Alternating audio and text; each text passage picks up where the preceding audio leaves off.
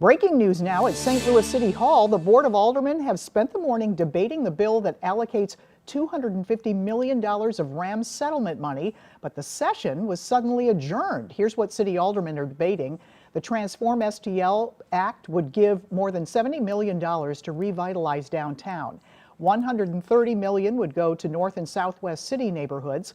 $50 million would be split between childcare, education, and workforce training programs. And the remaining funds will go to housing, small business incentives, and fix infrastructure. But breaking in just the past few minutes, Megan Green suddenly adjourned the session. Our political editor, Mark Maxwell, was at City Hall. He is just back in the studio. What happened? Yeah, Kay, I've covered legislatures for a long time. I've never seen something just like this. President Green, in this tug of war, this debate over how much money should go where, to downtown, to childcare, to college tuition, it became clear that the deal we were promised a week ago was rapidly falling apart. When President Green finally realized she didn't have the votes, she stormed out. She adjourned, she gavelled out, and on her way out, she said, "You all want to play games?" Alderman Joe Vollmer, who was recently the interim board president, he knows what that position is like. He came over to the media cameras immediately and he said, look, this isn't a monarchy. He had pretty blistering criticism for board president Green. We can show you some of the floor photos that were there.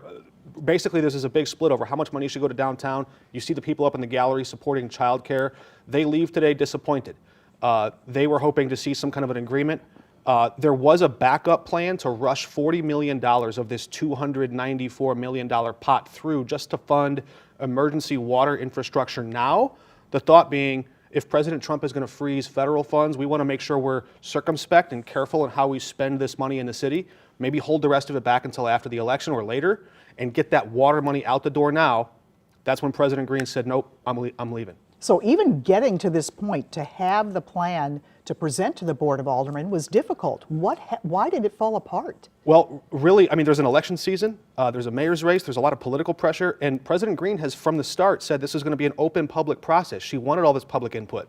But now, Alderwoman Tyus, who is one of the most senior members there, she said that she criticized younger membership who doesn't have a lot of experience, and she said they're dysfunctional. Today we saw strong evidence to support that. So some of the members started to pick apart the plan, saying they wanted more money for their ward? More or less.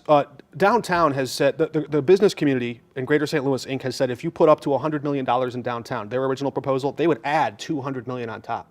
Once they started whittling away at the downtown investment from the city funds, the business community started backing off the throttle and saying, well, okay, if you're going to back off, so will we. That kind of started a lot of this.